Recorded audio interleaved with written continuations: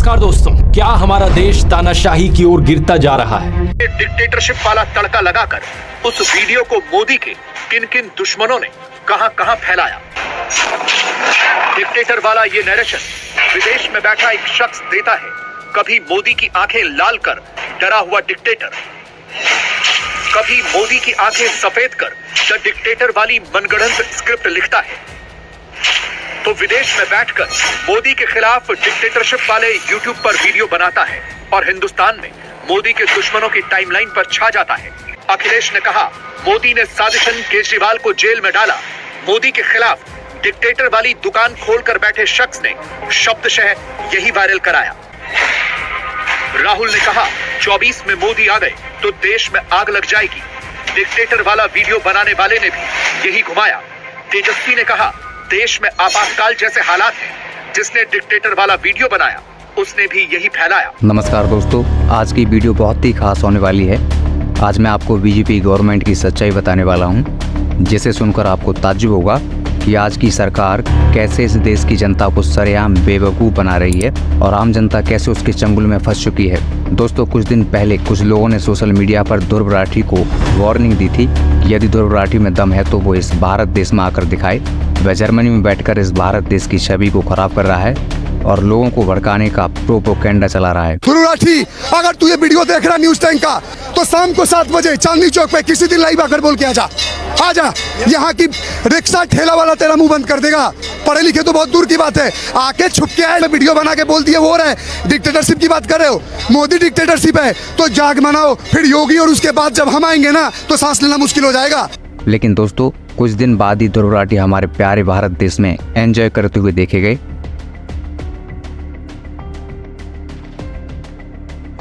इससे क्या साबित होता है कि कोई ऐरा गैरा व्यक्ति बिना प्रूफ के उस पर इल्जाम लगाएगा और ध्रुव राठी छिपकर किसी एक कोने में बैठ जाएगा।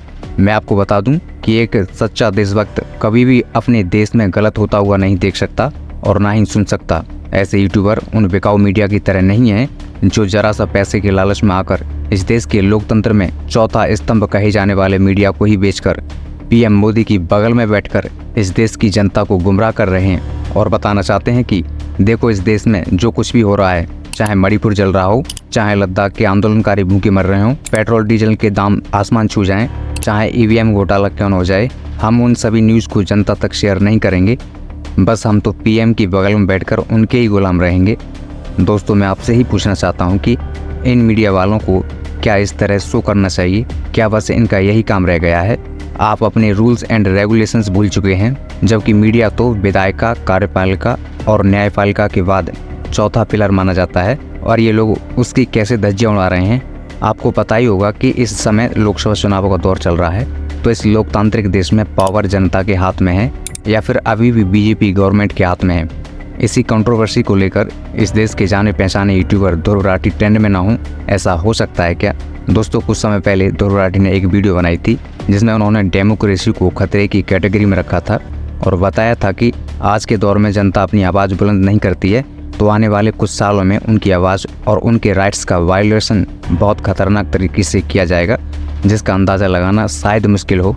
दिल्ली के सीएम अरविंद केजरीवाल, जिनका हाल फिलहाल में बीजेपी ने जीना आराम कर रखा है, बीजेपी के नेता सत्यपाल मलिक ने तो पहले ही घोषणा कर दी थी कि केजरीवाल बहुत अच्छे नेता हैं, वो देश के हित में सोचते हैं, लेकिन उन्हें भी चुनाव से पहले जेल में डाल दिया जाएगा।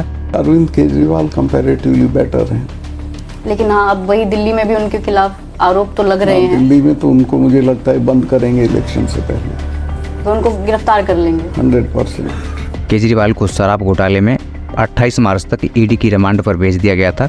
ईडी ने 21 मार्च को शराब घोटाले से जुड़े मनी लॉन्ड्रिंग केस में केजरीवाल को गिरफ्तार किया था। ईडी ने उन पर 100 करोड़ रुपए की हेराफेरी का आरोप लगाया था, वह भी बिना किसी एविडेंस के। लेकिन इसके बावजूद भी ईडी आज तक कोई सबूत नहीं ढूंढ पाई। ये बात अंतर्राष्ट्रीय स्तर पर पहुंच गई। जर्मन विदेश मंत्रालय ने कहा कि केजरीवाल को फ्री एंड फेयर ट्रायल मिलना चाहिए। जब तक कोई दोष साबित ना हो तब तक उन्हें निर्दोष समझा जाए। लेकिन इस बीच अमेरिका बीच में कूद पड़ा है। अमेरिका और जर्मनी, आपको बताऊं, अमेरिका जर्मनी केजरीवाल के मसले पर बोल रहा है। केजरीवाल की गिरफ्तारी पर अमेरिका और जर्मनी बयान दे रहा है।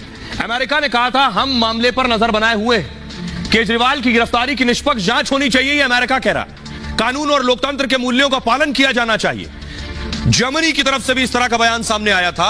जर्मनी ने कहा भारत एक लोकतांत्रिक देश है, हमें उम्मीद है कि न्यायालय आजाद है। केजरीवाल के मामले में भी लोकतंत्र के उसूलों का पालन होगा। केजरीवाल को बिना रुकावट मदद मिलेगी। केस की निष्पक्ष सुनवाई की अपील की जाएगी। मैं ये बोलना चाहता हूँ, केजरीवाल जी ने जो दिल्ली के अंदर 9 सालों में काम किया है, वो चाहे विद्यालय हो, गरीब बच्चों के लिए अच्छे विद्यालय की व्यवस्था की है उन्होंने, वकीलों के लिए इंश्योरेंस की सुविधा की है, अभी तक किसी भी पार्टी ने कभी भी नहीं किया है। जो केजरीवाल ने जो काम किया है, आप लोग खुद जानते हैं कि एक गरीब एक्सीडेंट हो जाए तो उसका इलाज मुफ्त में प्राइवेट हॉस्पिटल में होगा, उसको इंतजार नहीं करना पड़ेगा। तो ये सारे कार्य देख के बीजेपी जो है घबरा गई, तो इसलिए वो झूठे मुकदमा दायर करके उसको कमजोर करने की कोशिश की जा रही है। ठीक वैसे ही आम आदमी पार्टी के नेता संजय सिंह को कोर्ट के कहने पर रिहा किया गया, क्योंकि ईडी को उनके खिलाफ भी कोई ठोस सबूत नहीं मिले जिससे कि संजय सिंह को सजा दिलवा सकती। दोस्तों, आपने ध्रुव राठी का ईवीएम पर बना वीडियो तो देखा ही होगा, अगर नहीं देखा है तो आगे मैं आपको दिखाने वाला हूं, जिसमें ध्रुव राठी ने बताया है कि ईवीएम देश में लोकतंत्र के लिए खतरा कैसे बन रहा है और एक टेक्नीशियन द्वारा ईवीएम को कैसे हैक किया जाता है, कैसे एक मेजॉरिटी पार्टी इसका मिसयूज कर लेती है। आपने एक नारा तो सुना ही होगा, ईवीएम हटाओ देश बचाओ। We made the machine cheat by tampering with the hardware. We opened the machine and replaced the real display with this dishonest lookalike version, which lies about the election results. As you can see, the two displays look nearly identical. We built our version in a few weeks from parts costing just a few dollars.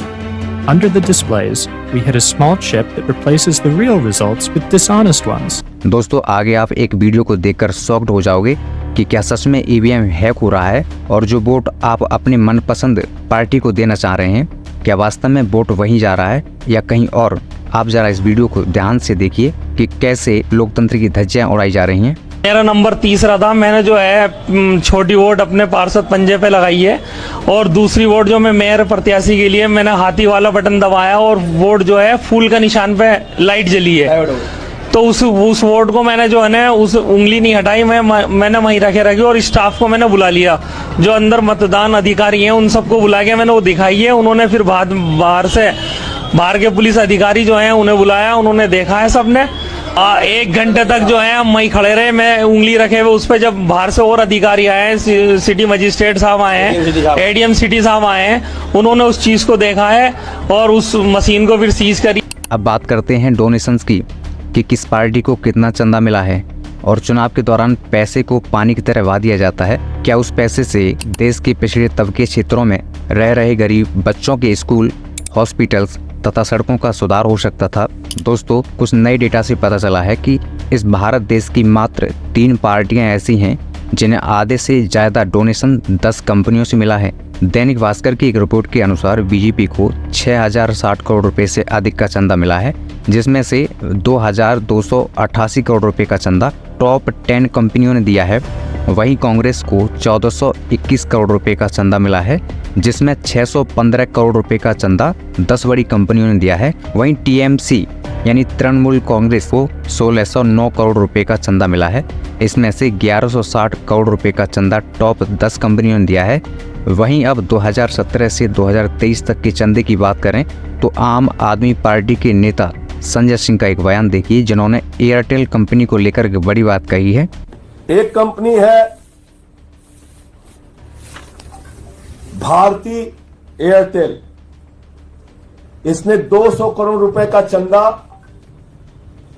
Bharatiya Janata party को दिया है और 77,000 करोड़ रुपए का घाटा इसको हुआ है। याद रखिएगा, 2017 से 2023 तक 77,000 करोड़ रुपए का घाटा हुआ है और घाटे के बावजूद बहादुर ने 200 करोड़ रुपए का चंदा बीजेपी को दिया है और इसको टैक्स में छूट मिली है 8,200 करोड़ रुपए की। अब बात करते हैं दोस्तों असम के मुख्यमंत्री हेमंत विश्व शर्मा की। नाम तो सुना ही होगा आपने। ये एक ऐसा सीएम है जिसने भ्रष्टाचार की राह में अपना नाम रोशन किया है। जी हाँ दोस्तों, आपने सही सुना। विपक्ष के नेता एक बात कहते हुए सुने जाते हैं कि अगर किसी नेता के पीछे सीबीआई या ईडी पड़ी हो तो बीजेपी ज्वाइन कर लें, उस दिन से उसके सारे पाप धुल जाएंगे, फिर जांच एजेंसियां उसका पीछा करना छोड़ देंगी।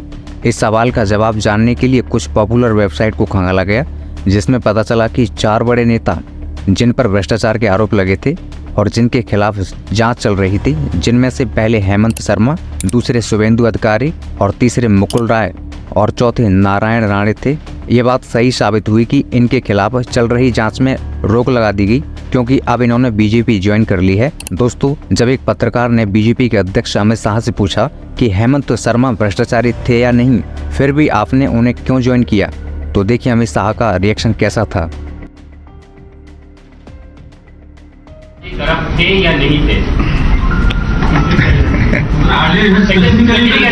चलो भैया,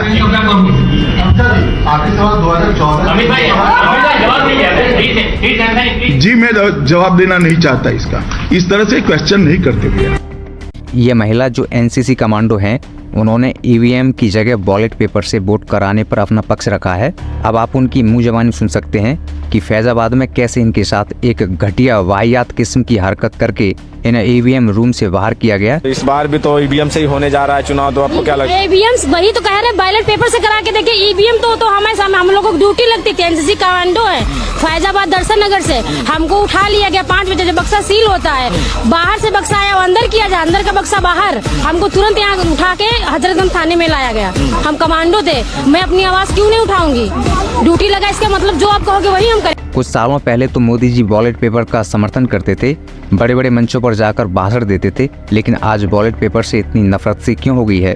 इस बात से फर्क साफ दिखता है कि मोदी जी को ईवीएम से लाभ हो रहा है, इसलिए वे इसका समर्थन करते नजर आ रहे हैं। बहुत ज्यादा नहीं, मैं मोदी जी का एक स्पीच सुनवा देता हूँ आपको।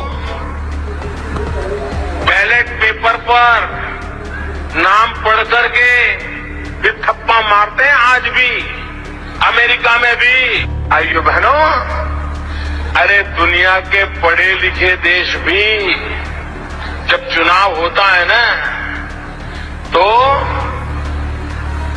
बैलेट पेपर पर नाम पढ़ करके भी थप्पा मारते हैं आज भी। अब मैं उन लोगों से कहना चाहूँगा कि जो लोग केवल उसी सरकार की तारीफ करने में लगे रहते हैं, अब तो उन्हें अपनी तीसरी आंख से देखना चाहिए कि सच में इस देश में जो हो रहा है क्या वाकई ठीक है या फिर गलत। आप इस देश के नागरिक हैं, आपका परम कर्तव्य है कि आप अपना वोट सही जगह दें, सही सरकार चुनें।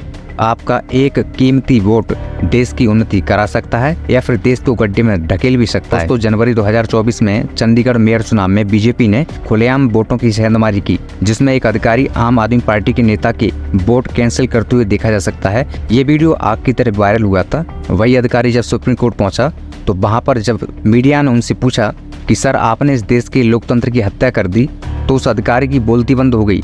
इससे साफ साफ नजर आता है कि चोर की डांडी में तिनका। सर कुछ बोलेंगे आप? सुप्रीम कोर्ट ने सर कहा था आपने लोकतंत्र की हत्या कर दी। Sir any comments? Sir supreme court has given the strong observation. हमारे पीएम मोदी जी को देखिए, जो पहले गरीबी को दूर करने के लिए उपाय बताते थे, कुछ समय बाद उन्हीं गरीबों की गरीबी दूर करने के बजाय उन्हें और गरीबी में ढकेल देते हैं। दोस्तों, ये बात शायद आपको थोड़ी कड़वी लग सकती है, लेकिन सच तो यह है कि चाहे सरकार कितना भी हर साल राशन बांट दे गरीबों में, लेकिन जब तक सरकार का ध्यान उनकी शिक्षा और हेल्थ की तरफ नहीं जाएगा, तब तक उन पीढ़ियों के दिमाग का विकास नहीं हो पाएगा और ना ही उनके पास कमाने के अच्छे साधन होंगे। गरीब को कुछ मुफ्त में दे दो, उसको चाहिए, यही उनकी सबसे बड़ी गलत सोच थी।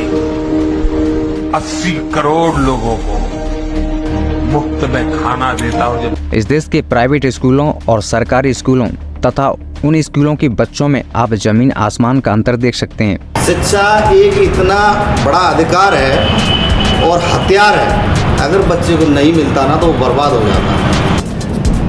अब अनपढ़ वालों बात तो है नहीं, पढ़े लिखे आदमी यहाँ पर जो है स्कूल तो गवर्नमेंट दे नहीं सकती।